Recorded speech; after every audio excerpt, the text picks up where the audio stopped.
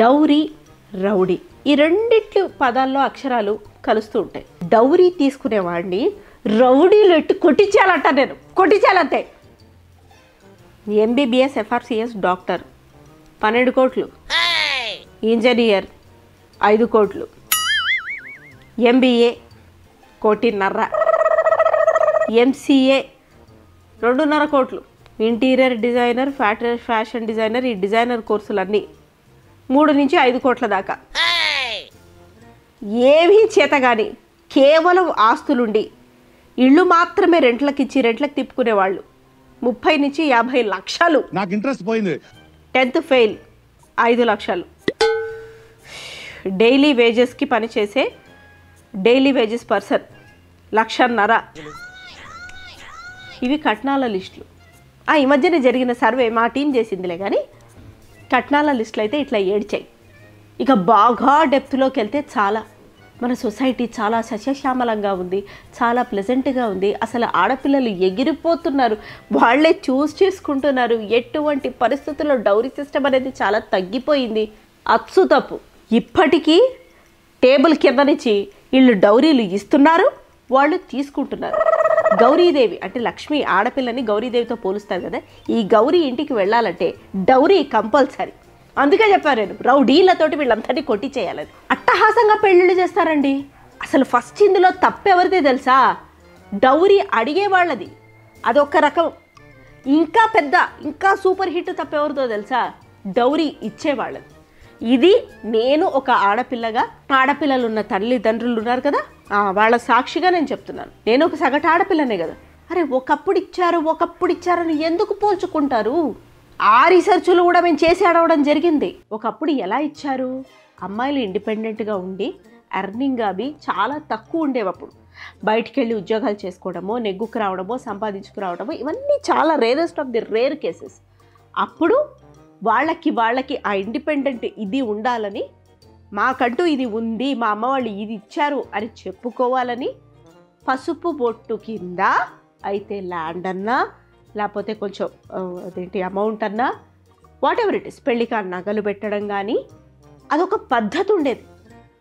ఆ తర్వాత కన్యాశుల్కము అవన్నీ కూడా ఉన్నాయి, మనకు తెలిసిందే. కన్యాశుల్కం ఇంకా నెక్స్ట్ ఎక్స్ట్రీమ్ అనుకో. ఆ తర్వాత వచ్చే డౌరీలు. పిల్లకి డౌరీ పెళ్ళప్పుడు ఇవ్వలేనన్నామని కొంచెం మాట్లాడుకుంటారు కదా. ఇప్పుడు మంచి సంబంధం పిల్లకి ఇవ్వాలని ఉంటుంది. ఆ అబ్బాయి వాళ్ళు రాగానే అప్పట్లో 20-30 ఏళ్ల క్రితం చెప్తున్నాను నేను, అప్పట్లోనే 3 లక్షలు 5 లక్షలు 10 లక్షలు అడిగితే ఒక నార్మల్ మిడిల్ క్లాస్ ఎక్కడి నుంచి ఇవ్వగలుగుతుంది? సరే పెళ్ళప్పుడు కొంచెం ఇద్దాం, ఆ తర్వాత కొంచెం ఇద్దాం. ఒకవేళ ఇవ్వలేకపోయినా మన అమ్మాయి నడవడికతో పెళ్ళైన తర్వాత వాళ్ళు మార్చుకుంటారు. అచ్చు తప్పు. చచ్చినా మారరు వాళ్ళు. చిన్నప్పటి నుంచి ఇట్లాంటి విషం పెంచుకొని పెరిగిన వాళ్ళు పెళ్ళైన తర్వాత మాత్రం ఏం మారుతారండి? అట్లా ఆడపిల్లల్ని సజీవ దహనం చేయటం, ఇష్టం వచ్చినట్టు హెర్రాస్ చేయటము, బబ్బబ్బబ్బా కట్నం ఇవ్వమని అదనపు కట్నం కోసం అప్పటి నుంచి ఇప్పటి వరకు కొనసాగుతూనే ఉంది. తెలిస్తే మీడియాలో పేపర్లలో వస్తోంది, తెలియకుండా డౌన్ టేబుల్ కింద ఇంకా ఎన్నో జరుగుతున్నాయి. మారుమూల ప్రాంతాల్లో అయితే ఒక ఎత్తు, మన సిటీల్లోనే జరుగుతున్నాయి. లవ్ మ్యారేజెస్ లో కూడా జరుగుతున్నాయి. వాడు ప్రేమిస్తారు, ప్రేమించుకుంటారు, చట్టాపట్టాలు వేసుకుంటారు, తిరుగుతారు, ఈక్వాలిటీ అంటారు, ఇంపార్టెన్స్ అంటారు. పెద్దలకు చెప్తే మళ్ళీ ఫార్మల్ గా పెద్దవాళ్ళు ఇన్వాల్వ్ అయితే మాత్రం ఏమనుకుంటున్నారు మరి అన్నయ్య గారు అక్కయ్య గారు అనుకుంటూ మాట్లాడతారు. అసలు నన్ను అడిగితే తలా కొంచెం ఈక్వల్ గా వేసుకొని పెళ్లి చేసుకోవాలి అమ్మాయి అబ్బాయి. అది ఈక్వాలిటీ అంటే. నువ్వు జాబ్ తెచ్చుకొని ఒక స్టేజ్కి వచ్చిన తర్వాత పెళ్ళిళ్ళకి పేరెంట్స్ పెళ్లి పెద్దలుగా ఉండాలి, వాళ్ళకి ఇచ్చే గౌరవం అది. వాళ్ళ డబ్బులు ఇట్లా పీకి పాకం పెట్టకూడదు. నువ్వు ఒక 50% మీ హస్బెండో కాబోయే వైఫో ఒక 50% వేసుకొని పెళ్లి చేసుకోవాలి. అది అసలు సిసలైన మార్పు అంటే. ఇప్పుడు ఖచ్చితంగా నీ లైఫ్ నీ చేతిలో ఉంటుంది. తర్వాత కూడా ఖచ్చితంగా మీ పేరెంట్స్ మీద డిపెండ్ అవ్వద్దు. వాళ్ళు కోటీశ్వర్లే అవ్వని, అది వాళ్ళ కష్టార్జితం. నీకెందుకంత ఆశ? ఎంటైర్ ఈ మనీ సిస్టమ్ మీద ఫ్రస్ట్రేషన్ గా ఉంది నాకు. కేవలం డౌరీ మాత్రమే కాదు, పెళ్ళైన తర్వాత కూడా మా నాన్న వాళ్ళు ఇంత ఇవ్వాలి, మా అన్నయ్యకే ఇచ్చారు, నాకు ఇవ్వలేదంటది ఈ ఆడపిల్ల. నీ ఆశ మండిపోను. ఇంకేం కావాలి? 1,00,000 రూపాయలు ఎక్స్ట్రా వస్తే రోజుకి 6 పూటలు తింటావా? తిన్నా అరుగుతుందా ఆ పొట్టకి? అది వాళ్ళు మీ ఫాదర్ మీ అన్నయ్యకి ఇచ్చారు. Why can't you just happily feel, అరే మా అన్నయ్య బాగుపడుతున్నాడు, లేకపోతే మా అక్క బాగుపడుతుంది, మా చెల్లెలు బాగుపడుతుంది. అని హ్యాపీనెస్సే ఉండదండి. తోబుట్టులకి వీళ్ళమ్మ కడుపులుగా అలా కొట్టుకు చచ్చిపోతూ ఉంటారు. యంగ్స్టర్స్ మాత్రమే కాదు, 50-60 ఇయర్స్ వచ్చిన వాళ్ళు కూడా, అద్వైతం అర్థమైన వాళ్ళు కూడా, పురాణ గ్రంథాలు చదివిన వాళ్ళు కూడా ఇంప్లిమెంటేషన్కి వచ్చేసరికి జీరో. ₹1 పోవడానికి ఇష్టపడదు. అమ్మా వీళ్ళైతే చచ్చిపోతారు ₹1 ఎక్స్ట్రా పోయిందంటే. కానీ బయట ఉన్న పావలా కూడా వచ్చేసేయాలన్నమాట మన దగ్గరికి. అది మాత్రం వదులుకోం. మా నాన్న సంపాదించారు, మా తాత సంపాదించారు, మా ముత్తాత సంపాదించారు, మా తల్లిగా రాస్తాయి. అసలు ఇలా ఆస్తులు అడిగేవాళ్ళు, డౌరీ తీసుకునే వాళ్ళు అందరినీ మిస్టేక్. కోట్లు పెట్టి తల్లిదండ్రులు ఖర్చు పెట్టి పెళ్లి చేస్తారు. 30 కోట్లు, 40 కోట్లు, పెద్ద పెద్ద నగలు, చీరలు, అట్టహాసంగా వాళ్ళ జీవితపు సంపాదన అంతా ధారబోసి. ఇవేమో 2-3 ఏళ్ళు కలిసి ఉంటాయి, 4వ ఏట ఏదో అవుతుంది సిచ్యువేషన్. తప్పు ఇద్దరిది ఉన్నా ఒక్కరిది ఉన్నా సరే కొట్టుకు తెచ్చి విడిపోతారు. మరి అంత డబ్బు, అంత ఎక్స్పెక్టేషన్, వాళ్ళ హ్యాపీనెస్, ఆ మూమెంట్స్ అవి మీరు పిల్లలు కాబట్టి మీరు విడిపోతుంటే నువ్వు విడిపోద్దు కలిసే ఉండని అబ్బాయి కానీ అమ్మాయి కానీ చెప్పరు. ఒక సర్టెన్ పాయింట్ తర్వాత మేము విడిపోతామంటే సరే ఇక పేరెంట్స్ కదా అని సపోర్ట్ చేస్తారు. మరి అదంతా పోయినట్టేనా? ఈ బాధ్యత ఇప్పటి జనరేషన్ అయినా మనకి ఎంతవరకు ఉంది? How serious are we? మన అమ్మాయిలం ఇంట్లో పెళ్లి చూపులు, అది లవ్ మ్యారేజ్ అయినా సరే అరేంజ్డ్ మ్యారేజ్ అయినా సరే, అబ్బాయి తరఫు వాళ్ళు వచ్చి మాట్లాడుతుంటే ఆవిడ నోట్లో ముద్దలు పెట్టుకొని నోరు మూసుకొని కూర్చుంటుంటే, డౌరీ మాట్లాడుతుంటే ఐఎమ్ రెడీ ఫర్ సేల్ అన్నట్టుగా వాడు నోరు మూసుకొని కూర్చుంటే నువ్వు లేచి ఎందుకు నీ వైపు స్టాండ్ తీసుకొని మాట్లాడలేవు? అండి నేను మాత్రమే వస్తాను, నాతో నా డబ్బు రాదు, మా అమ్మ వాళ్ళు నాన్న వాళ్ళు నాకు ఏదైనా ఇచ్చుకుంటే అది నేను చూసుకుంటాను, పెళ్లి తర్వాత కూడా ఇంత ఇన్కమ్ నాది నాకే ఉంటుంది, నేను ఒకవేళ అర్నింగ్ అయితే నువ్వు అర్నింగ్ అయితే ఇంత ఇన్కమ్ నేను ఇస్తాను, ఇంటికి ఖర్చు పెడతాను, ఇది నా బాధ్యత, పెళ్లి తర్వాత కూడా నేను మా అమ్మ నాన్నని చూసుకుంటాను. ఎందుకు పెళ్లికి ముందు కరాఖండిగా చెప్పరు? చెప్పిన తర్వాత కూడా పెళ్ళిన తర్వాత గొడవలు అయితే you will be having a point. చెప్పకుండా అప్పుడు నోరు మూసుకొని అప్పుడు తలొంచి ఆ తర్వాత జీవితం నాశనం అయిపోయిందని ఎందుకు ఏడుస్తావు? పెళ్ళైన తర్వాత 10th కూడా పాస్ గారు, అసలు ఏమాత్రం మినిమం నాలెడ్జ్ లేదు. ఎవళ్ళదో తాత ముత్తాతల ఆస్తి తిప్పుతూ ఉంటే రొటేషన్కి వాళ్ళకేందండి 30-40 లక్షలు ఇచ్చే మీ ఆడపిల్లని పెట్టడానికి? మళ్ళీ అక్కడికి వెళ్ళి అదే గిన్నెలు దవ్వుకోవాలి. అది దానికేమి ఇంకా ఏం సూపర్ బెటర్ లైఫ్ ఏమి ఉండదు. అదేదో మీ అమ్మాయి ఫ్యూచర్ మీద పెట్టండి, చదివించండి, ఏదైనా ఇంట్రెస్ట్ ఉంటే యాక్టివిటీ ఉంటే బిజినెస్ చేయాలనుకుంటే అందులో పెట్టండి, నమ్మి దానికి తోడుగా ఉండండి. పెట్టి జీవితాంతం పెరిగిన మీ పిల్లల్ని నమ్మరు, కానీ 5 నిమిషాల్లో వచ్చిన వాడు మాత్రం మంచివాడని ఎట్లా డిసైడ్ చేసేసి మీ పిల్లల్ని ఇస్తారు? అండ్ మనం అమ్మాయిలం ఎంతవరకు ఎక్కడ మనకి అణిగి ఉండాలో ఎక్కడ మాట్లాడాలో ఇప్పటికీ తెలియకపోతే ఎట్లా? పెళ్ళైన తర్వాత ఏదైనా గొడవలు వచ్చినా, పెళ్ళికి ముందు గొడవలు వచ్చినా, లేకపోతే చిన్న ఇది వచ్చినా అప్పుడు కామ్గా ఉండి సాల్వ్ చేసుకోవాలి. అప్పుడు అరుస్తాం మనం పిచ్చిగా.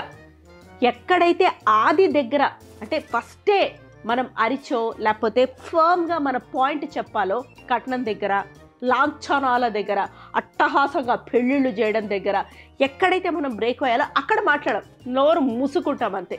ఇక అంతోస్ మొగాడు మనకు దొరకడా? మన దగ్గర డబ్బులు తీసుకుని ఆడు మనల్ని చూసుకునేదేంటి? నిన్ను నువ్వు చూసుకోలేవా? ఇండిపెండెంట్ ఉమెన్ అన్నదాన్ని ఎందుకు పెద్దగా చూస్తున్నారు? The way man is independent, women is also independent. That is not extra quality. ఇప్పటి జనరేషన్లో మన తిండి మనం తిని దానికోసం మనం సంపాదించుకొని మన పిల్లల్ని మనం కన్నాం కాబట్టి మనమే మేజర్గా చూసుకొని, అవసరమైతే మొగాడి షేర్ ఉంటే ఉంది, ఒకవేళ పిల్లల్ని పెంచడంలో if he is unavailable or unable to do it, just take that stand and do it. దానికి కూడా మనం ఏదో చేస్తున్నట్టు ఫస్ట్ ఫీల్ అవ్వడం మానుదాం ప్లీజ్. ఇది మన బేసిక్ డ్యూటీస్ ఇవన్నీ. ఆ తర్వాత ఎక్స్ట్రాగా పక్కవాళ్ళ ఫ్యామిలీకి కూడా సహాయం చేస్తున్నాం అంటే దట్స్ డిఫరెంట్ థింగ్. ఇవాళ రేపు ఎవరం మనం ఆడపిల్లలను గొప్పవాళ్ళం అంటే మన ఫ్యామిలీతో పాటు మన అత్తగారులను కూడా మన దగ్గర ఉంచుకొని వాళ్ళతో ఏ గొడవలు వచ్చినా సర్దుకొని చాలా చాకచక్యంగా సంసారాలు చేస్తుంటే then we are great. Dowry dowry dowry వాడు తిడుతూ ఉంటాడు, దానమ్మ వేసి కొడుతుంటాడు. ఎందుకు భరిస్తావు? నీకు లేవా చేతిలో? వేసి కొట్టు 4, ఒకటి కాపితే ఒక 70 తగులుతుంది. నీ చేతుల్లో దెబ్బలు తింటే సిగ్గైనా వచ్చి వాడు కొట్టడమైనా ఆపుతాడు. ఎందుకు సాధిస్తారు హరాస్మెంట్? మావగారులు కొట్టడం ఏంటంటే కోడళ్ళని డౌరీల విషయంలో. అంత పెద్ద ఆయన నీ కూతురు వయసు ఉన్నదాన్ని డౌరీ కోసం నువ్వు కొట్టగలిగావంటే నువ్వు కూడా కొట్టు తిరిగి. జంతువుకి జంతువుగానే సమాధానం చెప్పాలి. అమ్మా ప్లీజ్ నన్ను కరవద్దు అని చెప్పి నువ్వు స్ట్రే డాగ్ని ఇట్లా బతిమలాడలేవు, బెదిరించాలంతే. ఐ డోంట్ నో అసలు దేనికి అణగబడి ఉండాలో, దేనికి వాయిస్ రేజ్ చేయాలో మనకు అసలు అర్థం కాదా?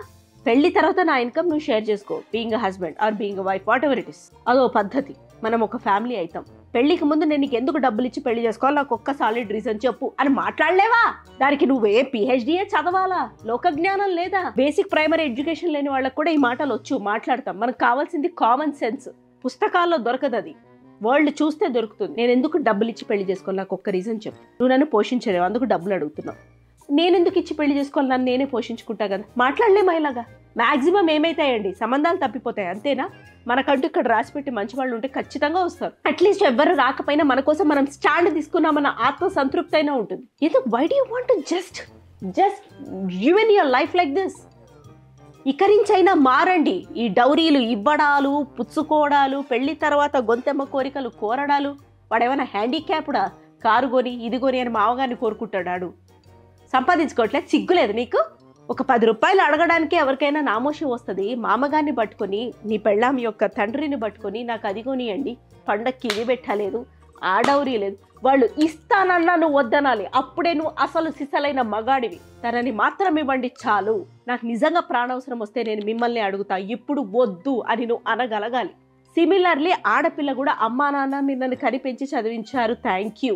రేపు పొద్దున్న నాకు ఏదైనా కష్టం వస్తే నా పక్కన నిలబడండి, కానీ ఇప్పుడు డబ్బొద్దు అని నువ్వు చెప్పండి ఒక 10 మంది గట్టిగా నిలబడి మనుషులైతే. అప్పుడు ఎందుకు ఉంటుందో డౌరీ సిస్టమ్ నేను కూడా చూస్తా. బట్ ప్రతి ఒక్కరూ మారాలి, ప్రతి ఒక్కరు. ఆ మార్పు మన నుంచే మొదలు పెడదాం. దయచేసి ఇట్లాంటి దురాచారాల్ని ఇక్కడి నుంచి అయినా అంతమొందిద్దాం. దీనికోసం మనం ఇప్పుడు అంత అర్జెంటుగా బలం ఒక్కర్లేదు. Please, there are better reasons in life to live. Thank you. చరిత్ర తిరిగేయడం దాకా ఎందుకు కానీ, చిన్నప్పటి నుంచి ఇప్పటి వరకు మనం పుట్టి పెరిగిన వాతావరణం, చుట్టూ ఉన్న వాళ్ళు, వాళ్ళ ఇన్ఫ్లుయెన్సెస్ గమనిస్తే, చుట్టాల దగ్గర నుంచి ఫ్రెండ్స్ వరకు మన జీవితాల్లో కూరుకుపోయినటువంటి